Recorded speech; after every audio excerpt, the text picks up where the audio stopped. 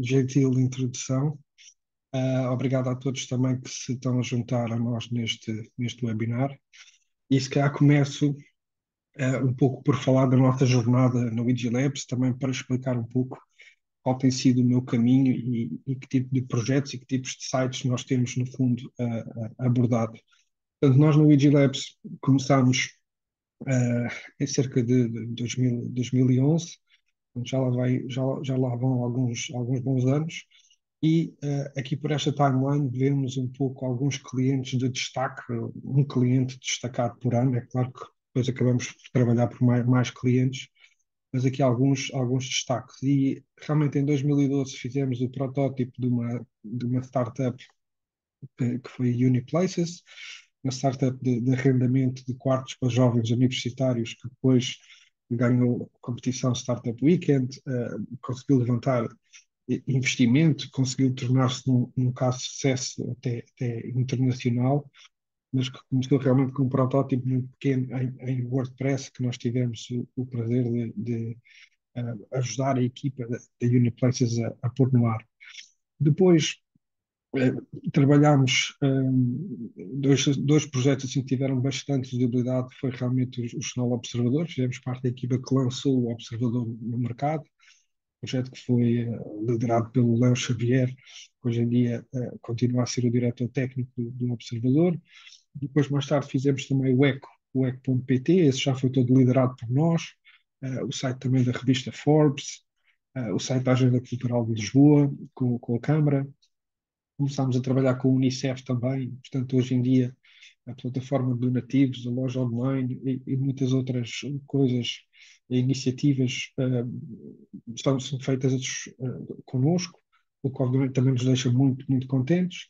Depois trabalhamos aqui um e-commerce na Dinamarca, um projeto extremamente interessante por parte de um dos sócios é português, mas essencialmente o que eles fazem é vendem fruta, por exemplo, do Algarve na Dinamarca, vendem abacates de outro sítio na Suécia, etc. Portanto, fazem um bocadinho de intermediação de fruta e, portanto, tem um marketplace bastante interessante, alguma dimensão até internacional, vários países. E, portanto, também foi um projeto bastante aliciante. Depois trabalhámos com a Unbabel e a Feeders e ainda continuamos a colaborar. São duas startups portuguesas que se calhar devem conhecer. Uh, Trabalhámos também com a Anacom em 2022 e o ano passado começámos inclusive a trabalhar com a revista Monaco num projeto piloto e aqui com perspectivas de fazer mais coisas e obviamente também é um projeto que nos deixa muito contentes e orgulhosos porque sem dúvida é uma marca de dimensão internacional. Isto um bocadinho para vos explicar o meu percurso e a experiência e o tipo de projetos com os quais tenho tido contacto. Um, Aqui algumas estatísticas que dizem respeito ao e-commerce e, no fundo, às compras online. Temos aqui o relatório que foi efetuado pelo CTT. O CTT todos os anos fazem este reporte sobre o estado do e-commerce, no fundo. Temos aqui que em 2022 os portugueses gastaram mais de 5,3 mil milhões de euros online.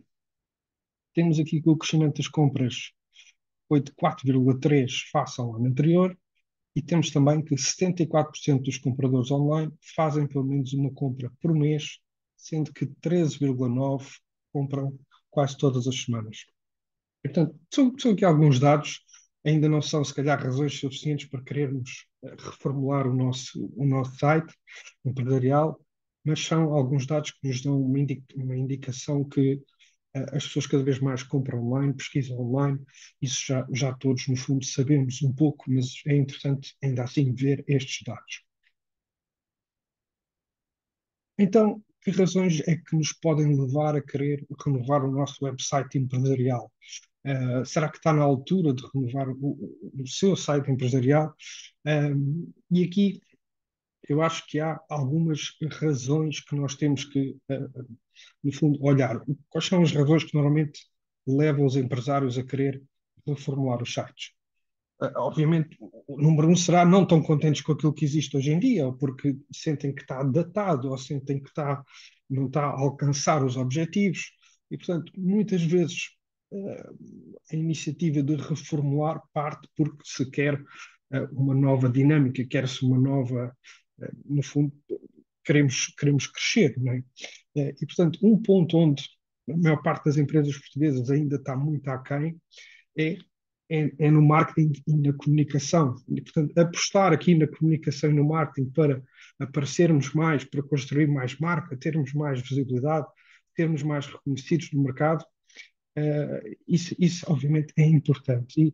E aquilo que eu vejo é que muitas empresas portuguesas têm realmente muita competência técnica, têm até trabalho comprovado, têm provas dadas, mas por vezes por algum, se calhar, receio ou falta de conhecimento, ainda não estão a falar tanto do seu trabalho e daquilo que fazem como o poderiam fazer. E, portanto, o site é também uma porta para isso. Portanto, sem dúvida que nós, como empresários, temos que falar das coisas que já fizemos, dos resultados que já conseguimos e temos que fazê-lo com autoridade. Isto não é estarmos a cantar de galo, como se costuma dizer em Portugal. É realmente mostrarmos que temos resultados em determinadas áreas e que podemos ajudar os nossos clientes a atingir os objetivos que eles têm também. E, portanto, aqui eu acho que é importante. Eu lembro de uma história que me contaram de uma pessoa que tinha um pequeno problema na pele e ia ao médico, e o médico, e, no fundo, havia dois médicos. Havia um médico que dizia: olha, esse problema de pele uh, eu nunca vi e, portanto, posso tentar descobrir o que é e posso tentar perceber o que é para lhe receitar algo. E depois havia um segundo médico que dizia: sim, senhora, conheço exatamente essa condição de pele que me está a mostrar. Efetivamente, o ano passado fiz vários artigos de investigação precisamente nessa condição, falo em conferências sobre essa condição, sou especializado nessa condição de pele, já fiz muitas cirurgias para tratar esse problema, etc, etc. E, portanto, é deste ângulo que nós temos também que encarar o nosso site, que é, nós estamos, no fundo, a falar para o nosso cliente para lhe dar mais confiança, tal como este médico está a querer passar esta mensagem de confiança. Ele não está a ser arrogante a dizer que já fez muito. Não, ele está a criar confiança para o paciente estar, no fundo, mais descontraído e pensar: ok, tenho aqui alguém, tenho aqui um especialista que me vai tratar daquilo que eu preciso. E, portanto, é essa postura que nós também devemos ter no nosso site, não é? E, portanto, também a esse respeito é necessário fazer um trabalho de marca, neste sentido de reforçar a nossa marca, ter materiais de marca, ter, se calhar, um brand book que mostre como é que a nossa marca deve ser utilizada online, como é que pode suportar a comunicação e o marketing que vai ser feito, não é? Mas pronto, as razões realmente para reformular websites empresariais normalmente prendem-se com estas três áreas. É porque queremos mais marketing e vendas, é porque queremos, se calhar, reforçar o nosso branding e comunicação, pode ser também, às vezes, porque queremos reforçar a nossa cultura empresarial, ou seja, queremos que a nossa equipa, os nossos colaboradores, se revejam naquilo que é a nossa empresa e naquilo que é o nosso site. E, portanto, o site permite isso também. Uh, e, mas no final do dia estamos a falar de crescimento empresarial. É para isso que muitas vezes se trabalha os sites. Então, quais são aqui as etapas que nós temos que pensar na reformulação de um site empresarial?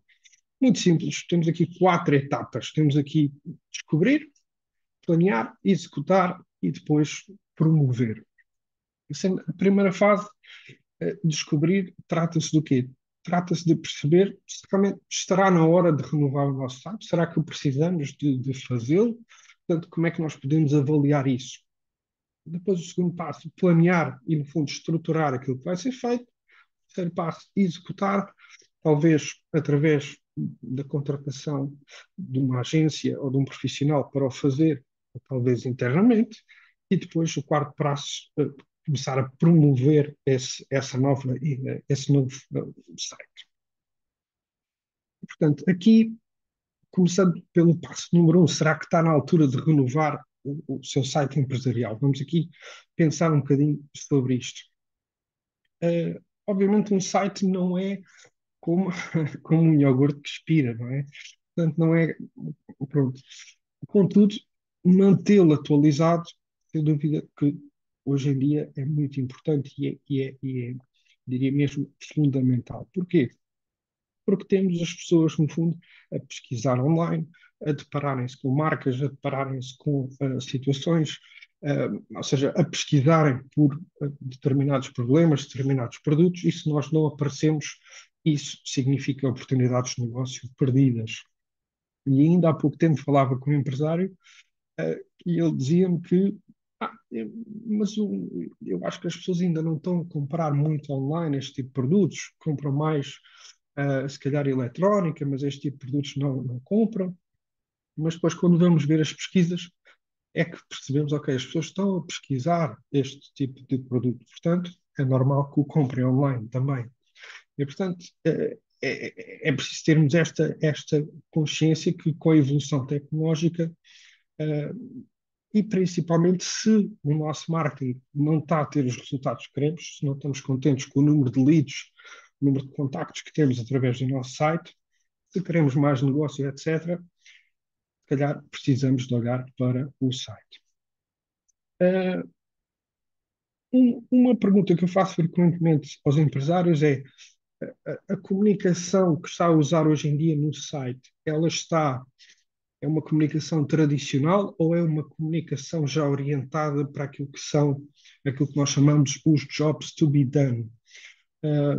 Se nós soubermos estes jobs que estão por trás da nossa empresa, da nossa organização ou até do nosso produto ou serviço, nós depois podemos desenvolver conteúdo e ofertas para cada um desses jobs e até educar o cliente sobre como ir do ponto A ao ponto Z.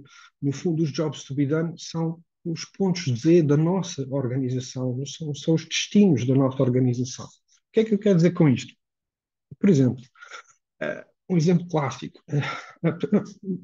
Um adolescente, por exemplo, não compra um skate porque ele quer ter um skate, não quer ter uma tábua com rodas. Não, ele quer o skate porque ele quer, se calhar, começar um desporto radical, quer divertir-se com os amigos, quer parecer cool. Portanto, no fundo, esses são os jobs to be done que estão por detrás do produto. E isso é importante nós percebermos, porque se nós fizermos um site que é orientado ao produto, nós só vamos falar do skate, só vamos falar tenho X tábuas, tenho diferentes tamanhos de rodas, tenho todas aquelas especificações de produto, não é?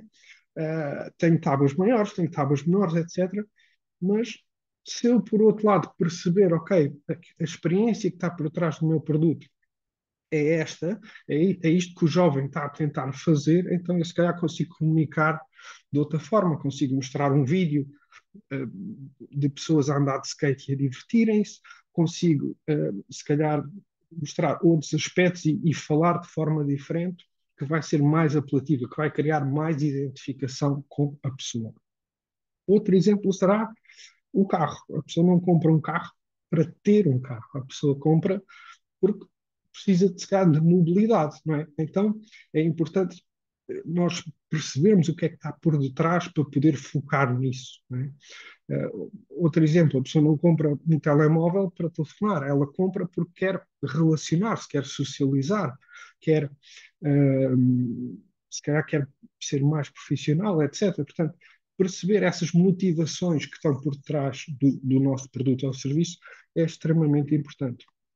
E isto é um erro que eu vejo, se calhar a maior parte das empresas ainda a fazer, é que falam muito sobre si, falam, tem aquele menu do sobre nós, tem aquela coisa que é veja aqui as nossas instalações, veja aqui as nossas pessoas, veja aqui os nossos produtos, veja aqui sobre nós. É tudo sobre nós e muito pouco sobre quem está do lado de lá. E é para essa pessoa que nós devíamos estar a falar, não é? Portanto, no fundo, veja aqui a equipa que o vai servir, veja aqui como nós o podemos ajudar, veja aqui os casos de sucesso que nós já tivemos e que poderão ser importantes e relevantes para si. Portanto, tem que ser nesse contexto, tem que ser nesse ângulo que nós devemos abordar a comunicação no nosso site. E, portanto, numa abordagem tradicional, como vemos aqui à esquerda, as empresas falam sobre aquilo que o negócio oferece, mostram essas fotos, falam sobre os benefícios do produto, muitas vezes segmentam o produto por oferta, por categoria de produto, não é? Portanto, temos esta gama, depois temos esta outra gama, e temos este tamanho, e depois temos outro tamanho. E esse claim principal, no fundo, é sobre mim. E a comunicação é feita nesta primeira pessoa. Nós somos, nós oferecemos, nós fazemos, nós somos muito bons, etc, etc. Na abordagem Jobs to be done, nós então viramos, no fundo, viramos e falamos para o consumidor e focamos naquilo que o consumidor procura. E, portanto, aqui nós mostramos fotos das pessoas a obter essa experiência que o consumidor procura, o consumidor ou a empresa que nos está a comprar. Portanto, nós temos que perceber estas necessidades do cliente e focar nessas necessidades. Muitas vezes segmentamos pelo nível de expertise ou distância que a pessoa está desse ponto D. Ou seja, será que eu estou a começar? Será que eu já tenho um nível intermédio? Será que eu já sou um utilizador avançado? É um exemplo desse tipo de segmentação. E muitas vezes o claim principal é sobre o consumidor, ou seja, nós aquilo que vamos dizer é torne-se um gestor melhor, ou aprenda determinado aspecto, ou faça, ou poupe tempo. Ou seja, a comunicação é virada para a pessoa. E isso é extremamente importante. Aqui, só para dar um exemplo, se calhar mais perceptível daquilo que eu estou a dizer, aqui o ActiveBank fez esta campanha em que, reparem, o produto é o mesmo. O produto é exatamente o mesmo, mas a forma como ele é comunicado é orientado àquilo que a pessoa está à procura. E aqui temos, por exemplo, o crédito adeus à casa dos pais, crédito vou dar a volta ao mundo, o crédito bora casar, o crédito vamos ser pais. Então, isto é muito relevante porque, lá está, eles não estão a criar produtos ou serviços diferentes, ou ofertas diferentes. Não, é a mesma oferta, só que a forma como comunicamos, só isso permite logo criar muito mais identificação, porque eu sinto que não estou apenas a comprar um crédito, eu estou a dizer adeus à casa dos meus pais, eu estou a obter o crédito que me vai permitir fazer a viagem de sonho que eu quero. Não é? Então, este aspecto é muito importante e vejo que é algo que ainda os empresários não estão ainda a fazer e pode ser um aspecto importante no seu novo site. Depois, será que está a acompanhar as últimas tendências do web design? E se a resposta é nem por isso, se calhar está mesmo na altura de renovar o site da empresa, porque é importante acompanhar as tendências e, no fundo, os utilizadores noutros sites com layouts modernos, com layouts apelativos, etc., vão estar também à espera disso no nosso site. Não é? Se nós chegamos a um site, lá está, que ele é datado, tem um aspecto assim meio quase poeirente, nós ficamos logo um bocadinho de pé atrás, não é? Isso é quase um frame que nós estamos a fazer. Depois será difícil, por exemplo, vender um produto premium quando começamos nesse ponto em que a pessoa percebeu logo ou teve uma percepção que a nossa empresa é algo antiquado, não é? E, portanto, por muita qualidade que o seu produto ou serviço tenha, isso não está em causa, porque se nós não tivermos isso, nem sequer estamos no jogo hoje em dia, como costuma dizer, mas mesmo que o seu produto ou serviço seja bom e tenha muita qualidade, se o site não atrair o visitante, ele vai para a concorrência. Depois, será que tem um design exclusivo? E aqui às vezes os empresários dizem qual que é? Apostei num template grátis que encontrei, que comprei, que fiz, que aconteci, mas depois aquilo que vemos é não está a ter resultados, não estamos a ter clientes e, portanto, é importante perceber que uma imagem, por mais moderna e interessante que nos possa parecer quando nós estamos a ver o template num site qualquer e que o objetivo da pessoa é que nós compremos o template, aí ele parece muito bonitinho e parece extremamente interessante. Mas depois, quando nós o vamos a usar e vamos tentar lá colocar as nossas fotos, os nossos conteúdos, aquilo começa tudo a ficar muito aquém do ideal, depois percebemos que afinal se calhar não é por aí, se calhar precisamos mesmo de ter um design que seja adequado e seja feito à imagem da nossa marca. Isso acaba por, obviamente, acrescentar valor ao nosso negócio. Depois, será que já usa a plataforma WordPress ou ainda não? Bom, se a resposta é ainda não, se calhar é mais uma razão para renovar o site. Porquê? Porque o WordPress, eh, como eu digo aqui, muitos consideram o WordPress o melhor sistema de gestão de conteúdos para o SEO, chamado SEO, portanto, posicionamento nos resultados dos motores de pesquisa, nomeadamente o Google. E, portanto, o WordPress é muito conhecido por isso. E é uma plataforma que permite realmente criar e gerir sites e páginas de forma intuitiva. Inicialmente ele nasceu com o propósito da criação de blogs, mas entretanto evoluiu e hoje em dia já é capaz de gerir todo o tipo de sites, desde sites empresariais até portais de notícias, como o Observador e o EC que eu mostrei, etc. Ok? Estou a ver que há aqui uma pergunta, se calhar vou pedir para deixar para o final e depois teremos um tempinho para perguntas e respostas, ok?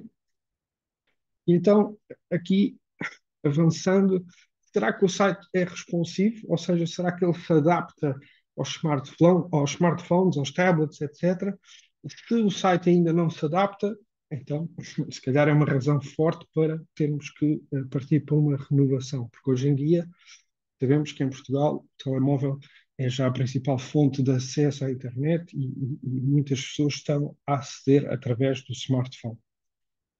E, portanto, já hoje em dia já ninguém faz aquele zoom para poder ver o site. Ele precisa mesmo de se adaptar à largura do ecrã. Depois, será que o site tem uma boa velocidade de carregamento?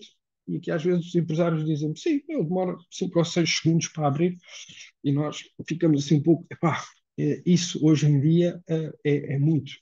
E, portanto, hoje em dia, aquilo que o utilizador espera é uma experiência bastante rápida, cerca de 2, 3 segundos, e isto é importante não só para o utilizador, mas para o próprio Google. Portanto, o próprio Google utiliza como um dos seus critérios se o site carrega rápido ou não, ok? Portanto, isso é importante.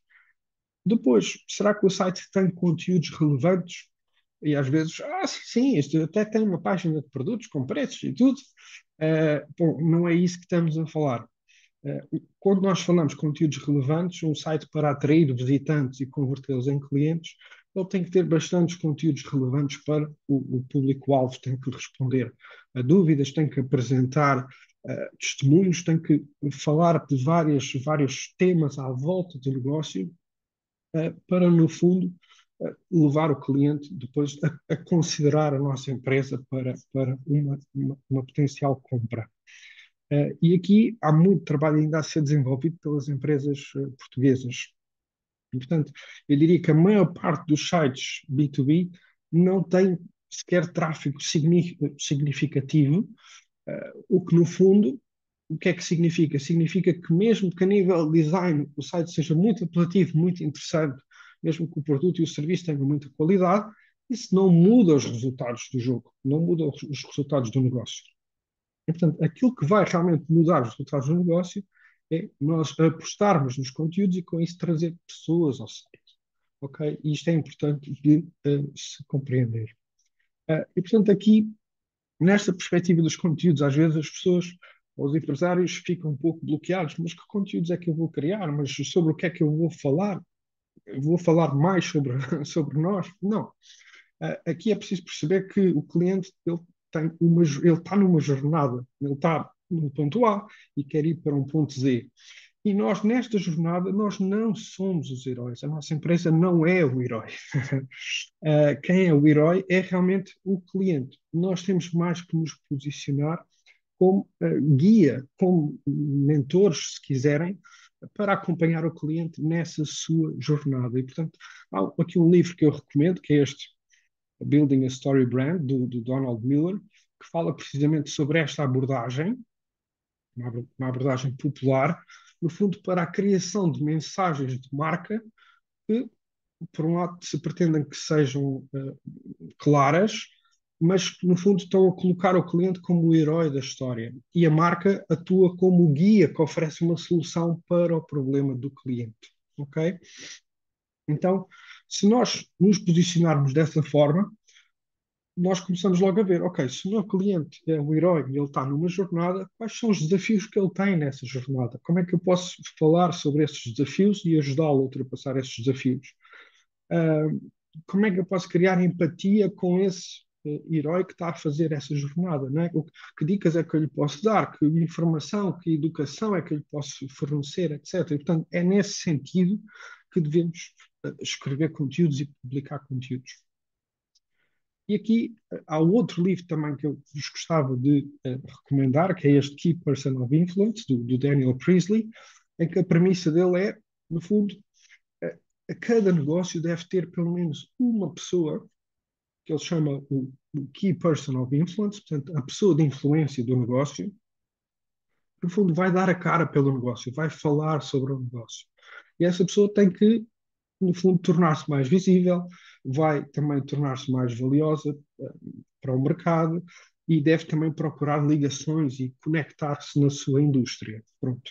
E, portanto, esta metodologia que fala sobre estes 5 pilares, temos que trabalhar a nossa apresentação, depois temos que publicar conteúdos, depois temos que, se calhar, começar a standardizar os nossos produtos, temos que construir o nosso perfil e fala também numa perspectiva de criar parcerias. Aqui eu destacaria estes 2 primeiros passos de trabalhar na nossa apresentação e publicar conteúdos, porque vejo que é algo que realmente muitas empresas ainda não estão a fazer. E aqui é importante nós percebermos o seguinte: quando nós temos um produto ou serviço e nós só falamos sobre o nosso produto ou serviço, nós no fundo só estamos a falar para cerca de 3% do nosso mercado. Porque estatisticamente sabemos, é um dado conhecido, que a cada momento, em qualquer indústria, seja no ramo automóvel, seja na restauração, seja no outro ramo, nós sabemos que, em média, cerca de 3% são as pessoas que estão logo dispostas a comprar, que já estão à procura de comprar, já sabem que têm aquele problema e, portanto, já estão à procura de uma solução, etc. E, portanto, essas 3%, no fundo, são as pessoas que estão prontas a comprar. Ou seja, se nós só falamos para essas pessoas, nós estamos a deixar de fora 97% do mercado. E, portanto, é muito, não é? E, portanto, nós temos que trabalhar a nossa mensagem, a nossa apresentação, de uma forma que seja mais apelativa, que possa chegar a mais pessoas, que seja mais direcionada a esses 97% do que apenas aos 3%.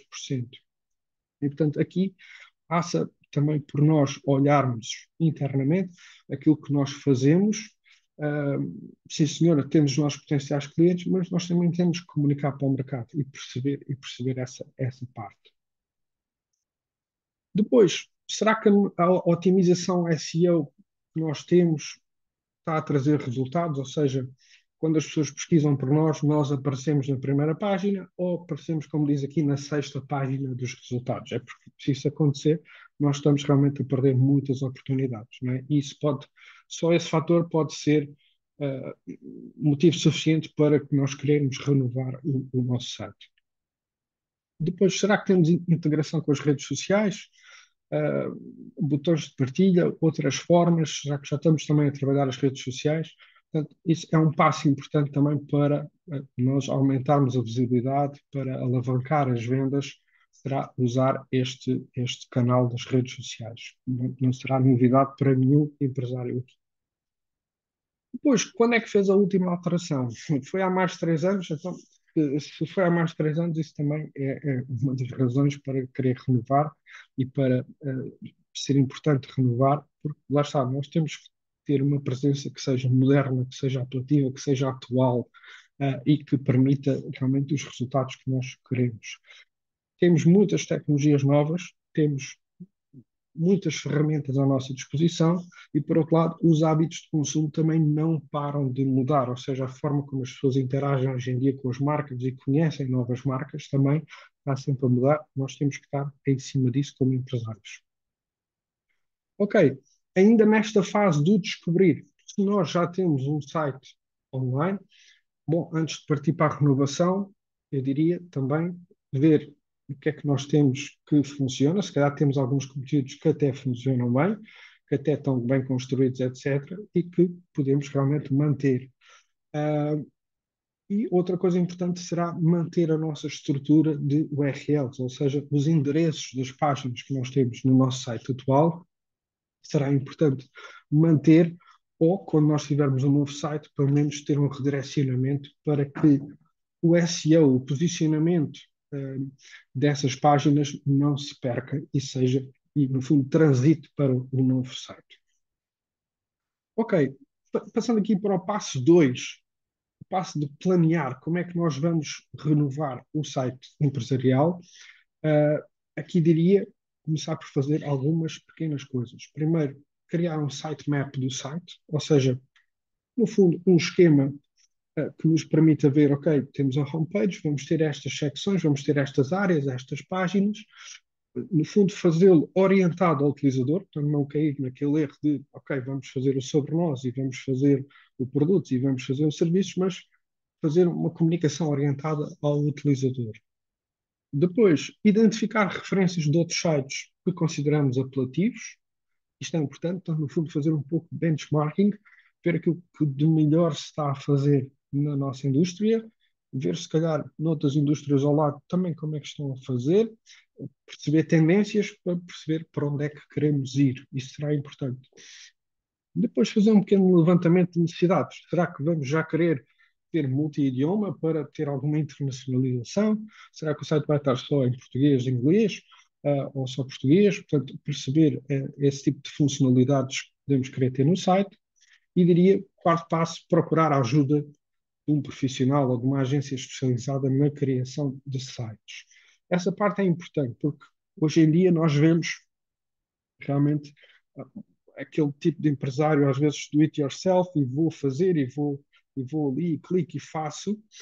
E é claro que isso numa fase inicial pode servir, pode pelo menos servir para ter uma espécie de página amarela, nós estamos aqui, nós existimos, mas não é um tipo de site que vá trazer grandes resultados a longo prazo. Portanto, se nós queremos realmente construir uma presença que seja robusta, que vá crescendo, que vá ganhando massa crítica no próprio Google, etc., nós devemos realmente procurar a ajuda de um profissional.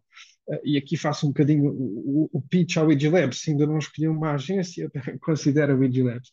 Mas, fora de brincadeiras, há realmente muitos profissionais neste mercado e também vamos falar um pouco sobre como selecionar um possível fornecedor para trabalhar consigo.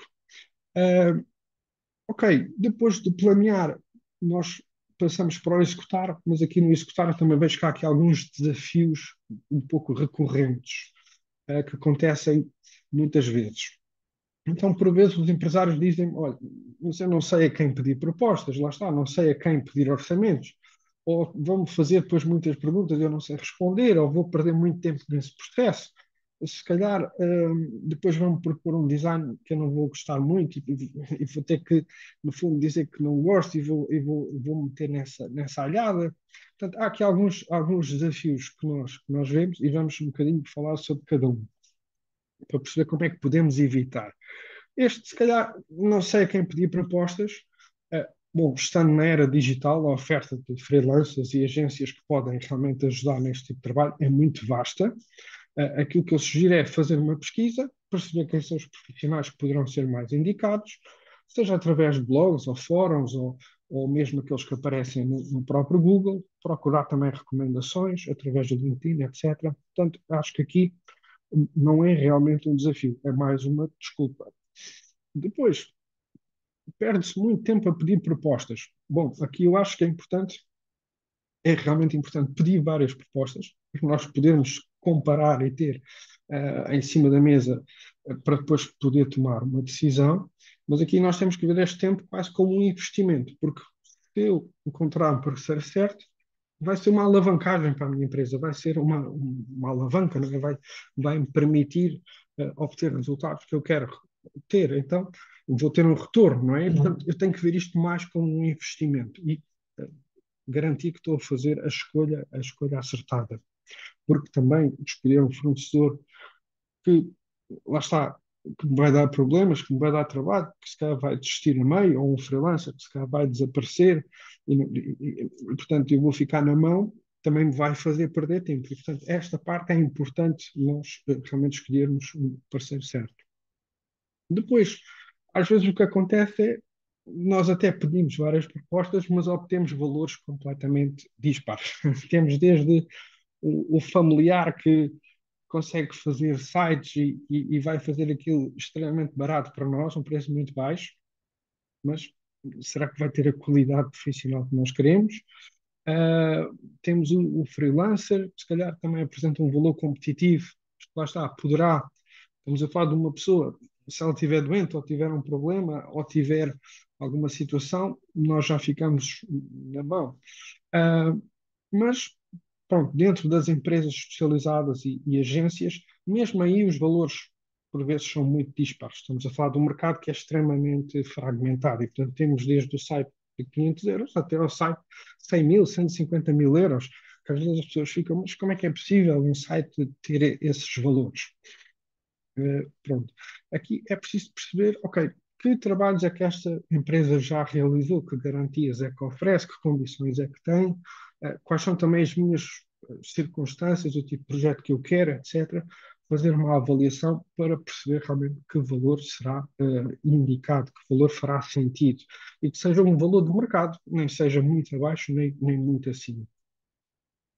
Depois, às vezes, também há este desafio, que é, pá, vão-me fazer muitas perguntas que eu não sei responder, vão-me perguntar qual é a missão e a visão e os valores, eu não tenho paciência para essas questões todas, dizem às vezes os empresários. Ah, mas aqui eu acho que é importante conseguir transmitir ao profissional que vai trabalhar na renovação do site, pelo menos algum contexto, algum enquadramento, para ele perceber quem é o público-alvo, quem são aqueles jobs to be done, aqueles destinos que a nossa organização fornece, um, para realmente isso poder servir de entrada para o trabalho que vai ser feito. E, portanto, essas perguntas nós temos que perceber que estão a ser feitas nesse sentido. E se tivermos alguma questão, também não ter receio de dizer, oh, eu não faço ideia do que é que está a falar, explique-me melhor, diga-me de outra forma, ou porque é que pretende saber isso? Às vezes, quando se está a pedir um orçamento no site, às vezes há pessoas que perguntam, mas qual é a sua faturação? E o empresário fica, mas porquê é que vocês querem saber a minha faturação? Como é que isso pode ser minimamente relevante para o site que vocês vão fazer? Bom, pode ser relevante porque nós temos que perceber onde é que está neste momento o negócio, ponto A, e onde é que quer estar. Porque se nós queremos dar um salto qualitativo, nós temos que perceber qual é esta distância, qual é este gap que existe. E se nós queremos duplicar a faturação e o online vai ser um motor importante, eu tenho que perceber onde é que você está neste momento e onde é que vai querer estar daqui a 6, 12 meses para o poder ajudar a fazer esse caminho. Ok? Portanto, explicar às vezes estas questões é importante. Depois, será que me vão propor um design fraco, uma coisa que eu não vou gostar? Bom, aqui qualquer aspecto que não seja do nosso agrado será uma falha do lado do fornecedor, não é? Como prestador de serviço. Mas eu diria, se algo não estiver bem, comunicar isso para que se possa corrigir, para que se possa iterar, para que se possa fazer uma nova versão e, no fundo, caminhar nesse sentido de encontrarmos um design, um layout que nós estejamos totalmente satisfeitos, porque mais vale acertar do que, obviamente, ficar com uma coisa que nós não estamos inteiramente contentes. Uh, o sexto desafio. Este tipo de projeto tende-se a atrasar muito, às vezes ouço isto por parte de empresários. Bom, e realmente, dependendo do tipo de projetos a que os profissionais estão a fazer, às vezes pode haver atrasos. E nós temos que ir atrás do fornecedor, procurar perceber o que é que está a passar, ser diligentes nesse sentido, também repartir os pagamentos ao fornecedor, de maneira que ele também tenha o incentivo de terminar as etapas anteriores.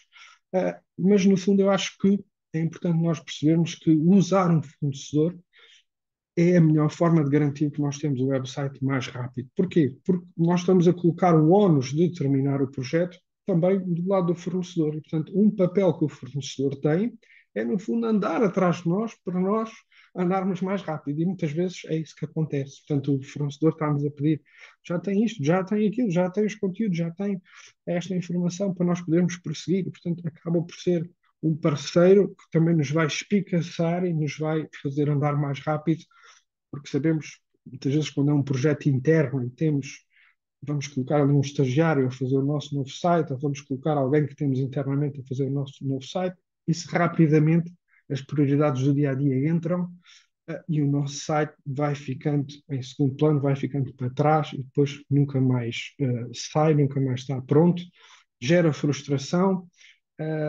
e, no fundo, gera perda de tempo e dinheiro. E, portanto, usar um fornecedor, eu penso que é uma estratégia melhor. Outro desafio, epá, mas depois tenho que andar em cima desse fornecedor e vou perder muito tempo.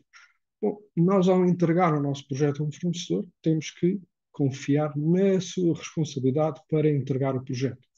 Também é certo que vamos ter que andar em cima dele. Sim, é verdade. E, portanto, ser diligentes nesse processo, ou ter alguém na nossa equipa que faça essa diligência, é importante para o projeto andar para a frente.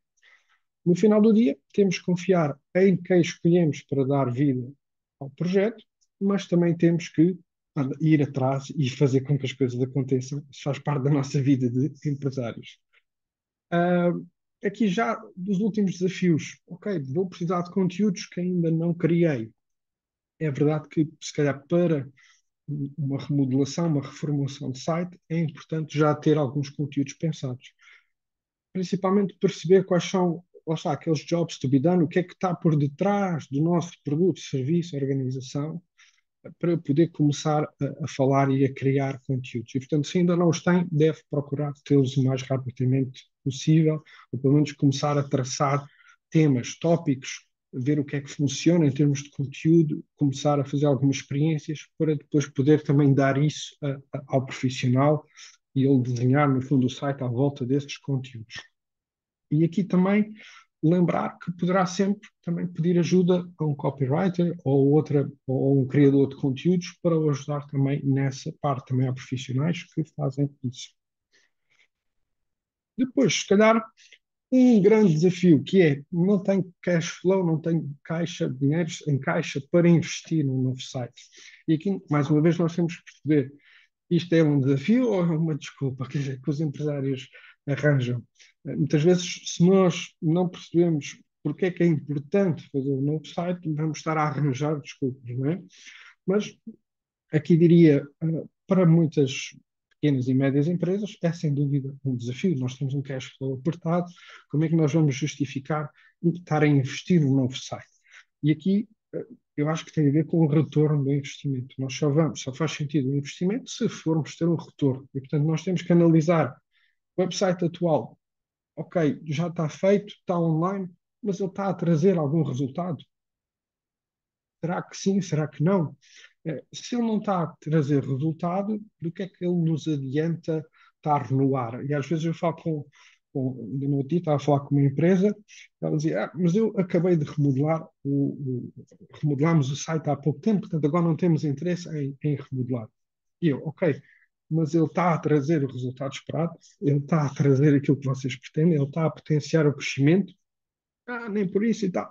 Bom, então, nós temos que perceber também, tentar medir esse impacto. Não é? Se nós temos que medir também a falta de negócio adicional que nós não estamos a conseguir atrair, se calhar pode justificar um investimento. Se calhar não. Isso é uma avaliação que o empresário terá de fazer. Da minha parte, aquilo que eu vejo é que, em muitos casos, na maior parte dos casos, quando é um trabalho feito por um profissional, não é difícil duplicar, às vezes triplicar o número de contactos, de leads, de vendas que são obtidas através do site. E, portanto, isto para mim é quase um pouco preocupante, porque vejo que há muito potencial que não está a ser aproveitado. E, portanto, nós temos também, como empresários, conseguir ver esse potencial e tentar capitalizar. Só lembrar aqui também, este tipo de projetos de reformulação de site, muitas vezes é possível partir o pagamento em três fases.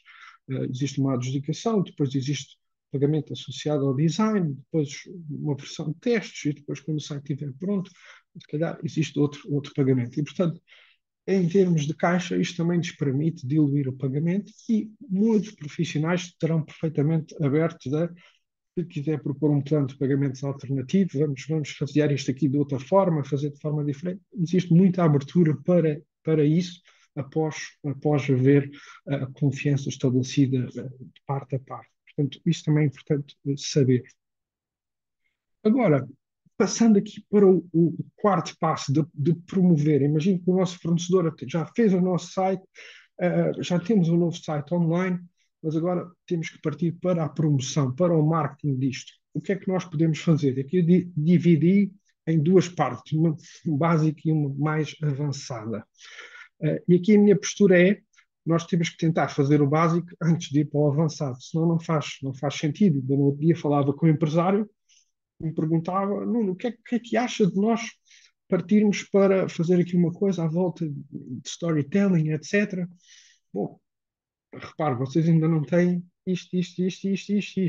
Portanto, estar a partir para uma coisa mais avançada, se calhar não faz sentido. Vamos tentar primeiro fazer o básico bem. O que é o básico?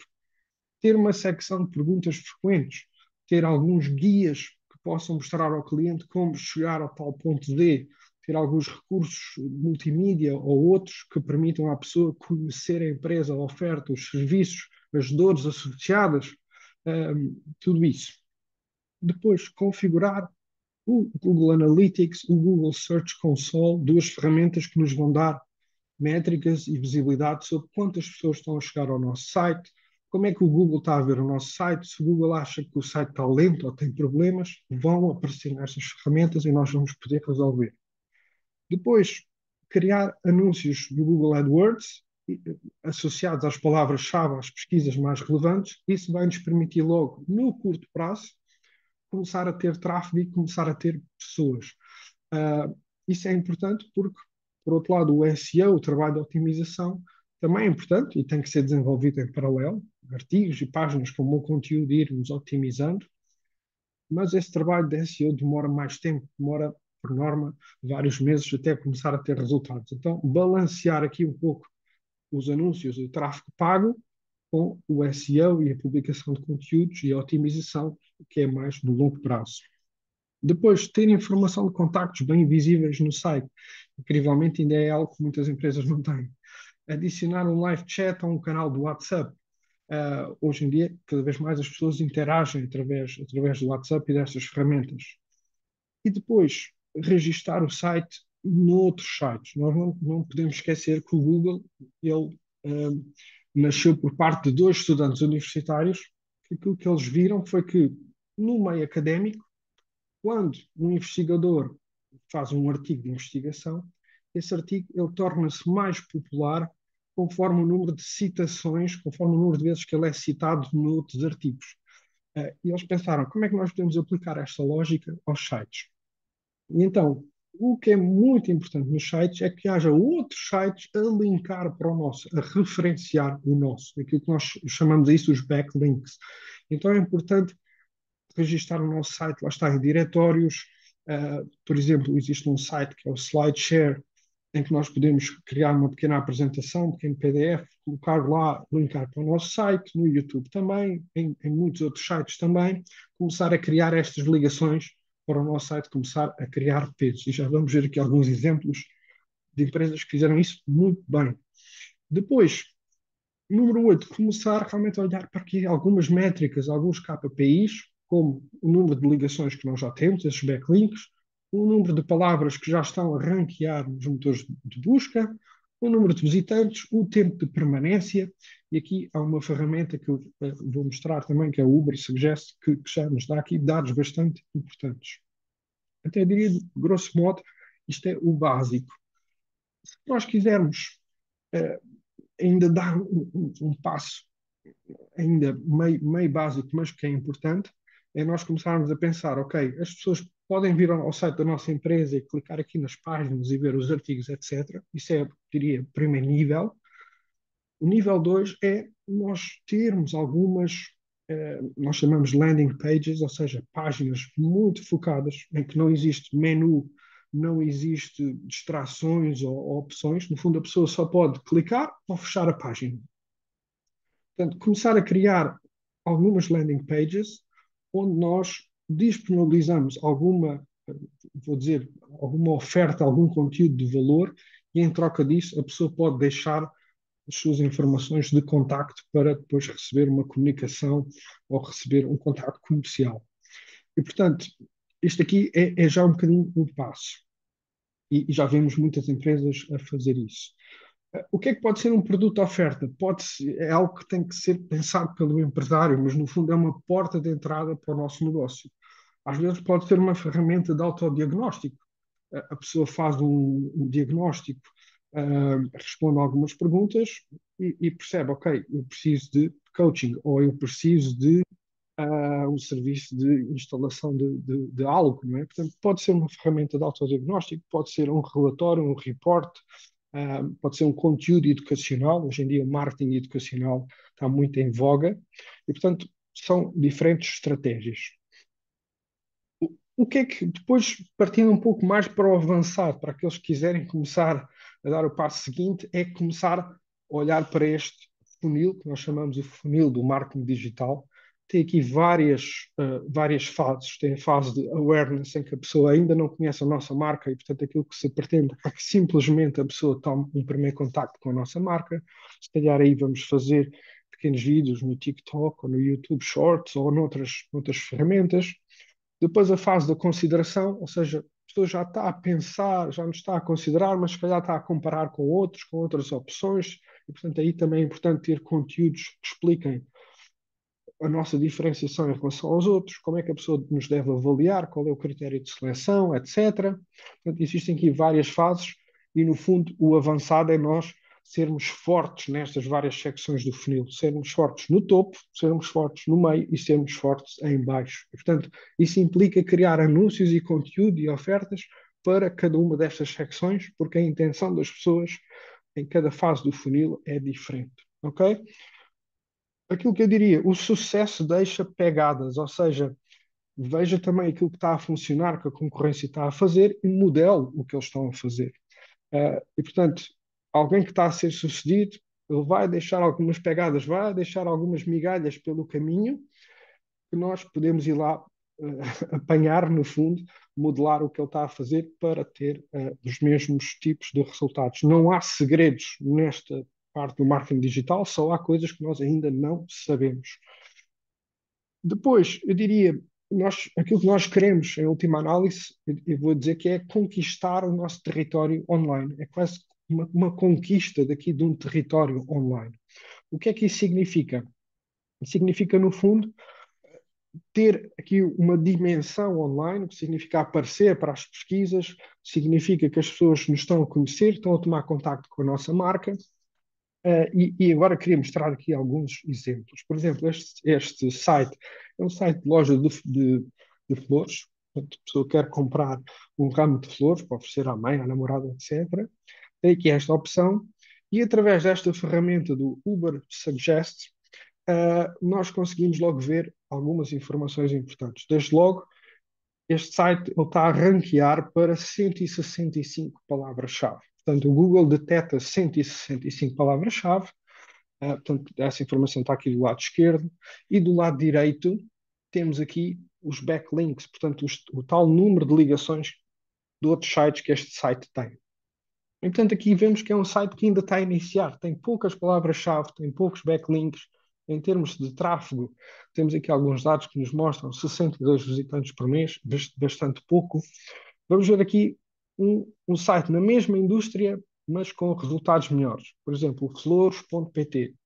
Já tem 1.363 palavras-chave, já tem 4.163 backlinks, portanto, bem maior. Isso reflete-se no tráfego. Portanto, vemos que o tráfego dele já anda aqui na ordem dos 20 mil ou 9 mil tráfego orgânico por mês.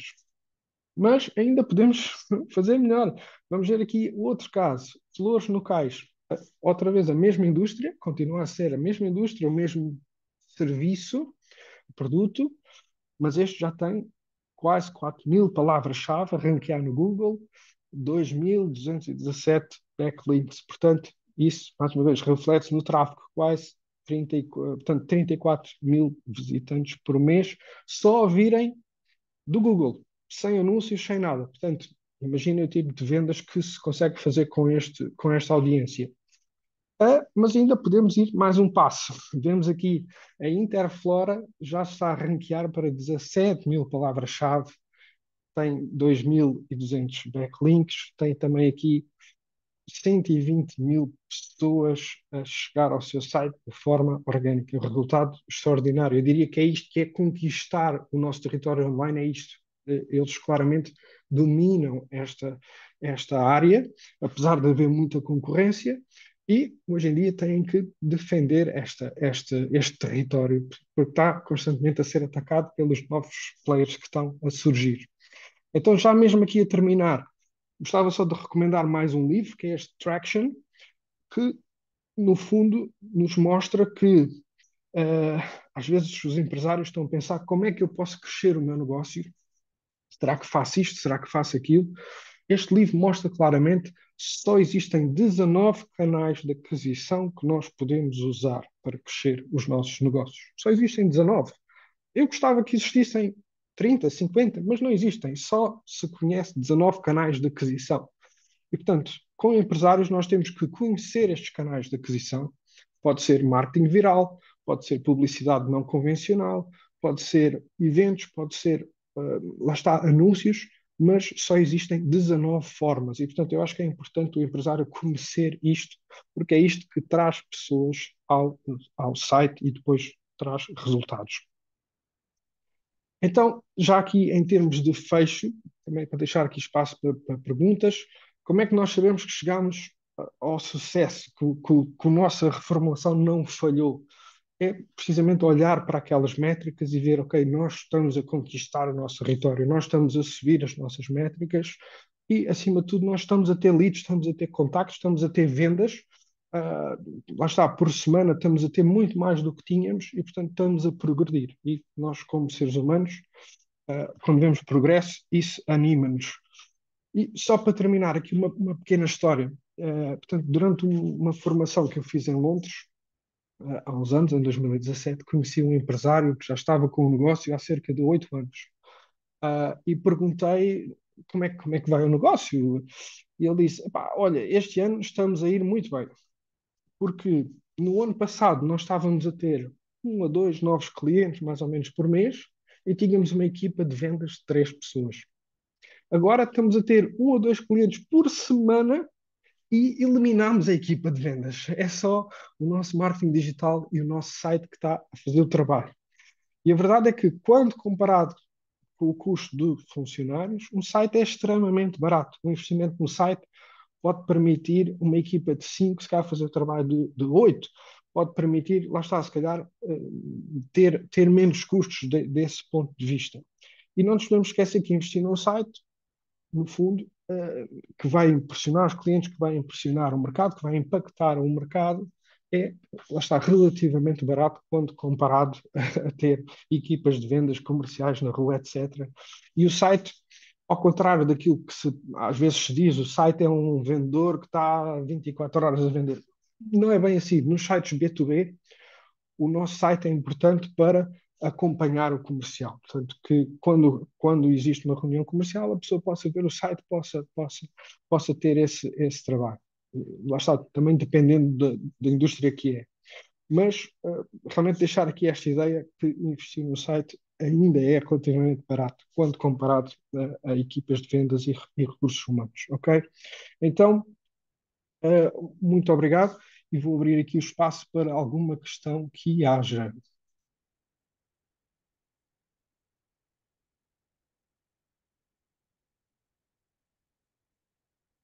Aqui o Paulo Ribeiro, aqui no Desafio 8, disse que também podíamos utilizar a inteligência artificial, sem dúvida, para a criação de conteúdos, para nos ajudar nessa parte. E já agora aproveito para deixar aqui uma prompt, ou seja, uma coisa que podem usar no ChatGPT e noutros motores de inteligência artificial, ou seja, vocês podem usar isso para perceber quais são os jobs to be done do vosso negócio. Podem mesmo perguntar para uma empresa deste tipo, utilizando o framework do jobs to be done, quais são os jobs to be done que se identificam, que se antecipam. Portanto, usar a IA também para perceber quais são esses destinos, essa experiência, o que é que a pessoa está à procura de experienciar ou obter com o nosso serviço ou produto. Uh, Ainda há pouco tempo estava a falar com um empresário também que tem um negócio de caravanas e o site, no fundo, mostra diferentes tipos de caravanas, portanto, é muito orientado ao produto. Lá está, isto é os produtos que nós temos, isto é a oferta que nós temos. E aquilo que estávamos a falar é como é que nós podemos mudar isto, no fundo, para vender o sonho do caravanismo, não é? Como é que nós podemos, se calhar, ter aqui uma rúbrica que mostra as pessoas a andar de caravana, que mostre como é interessante desfrutar do ar livre, etc. Portanto, viver, mostrar o sonho. É isso que nós temos que vender, vender o sonho e não o produto. O produto vende-se quase sozinho se nós fizermos isso. Aqui o Joaquim pergunta: nós usamos o Sanity como CMS em vez do WordPress, como é que se comparam estes dois sistemas entre si? Olha, sou honesto, não conheço o Sanity, mas aquilo que sei é que em termos do WordPress, há realmente ferramentas que em determinados ângulos são melhores que o WordPress. Por exemplo, se nós pensarmos num CMS, seja muito amigável em termos de para os designers, existe.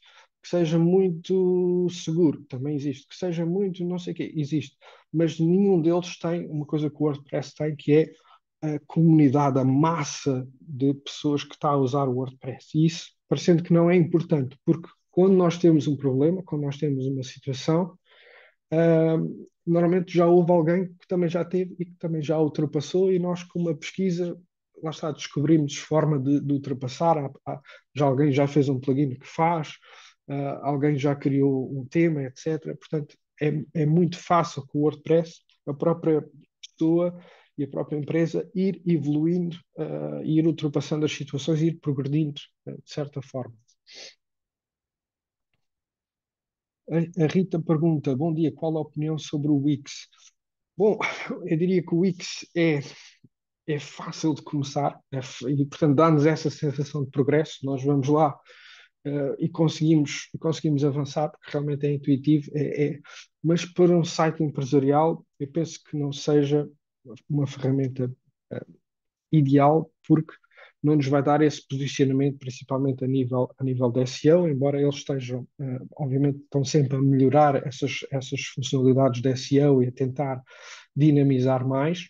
Mas eu diria que o WordPress tem uma vantagem muito grande, que é nós não estamos presos só a um fornecedor. Ou seja, no Wix, se porventura acontecer alguma coisa e eles acharem que nós estamos a ir contra os termos, eles podem bloquear a conta e nós não conseguimos fazer nada, estamos presos àquilo.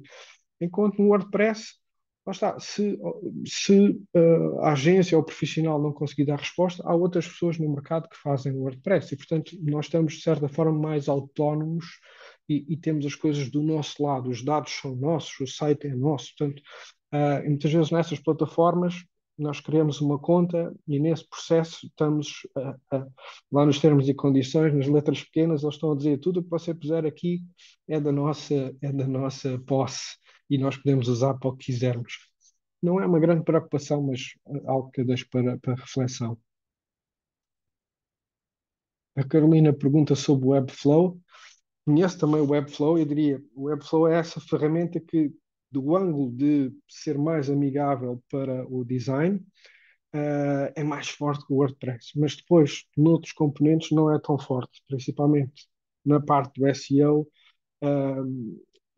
E aqui nós temos que perceber o seguinte, que é, só existem duas grandes formas de trazer tráfego ao nosso site, é o Google e as redes sociais. Depois existe também o email marketing, existe também outros canais, mas as principais acabam por ser o Google e as redes sociais. E no caso do Google, o Google olha para o WordPress como um sistema muito amigável, ou seja, o WordPress cria logo ali uma série de páginas e endereços, URLs e não sei o quê, que permite ganhar peso mais rapidamente no Google. E isso é algo que nós ainda não, pelo menos ainda não vi outras ferramentas a fazer de forma tão poderosa como o Google, como o WordPress, peço desculpa.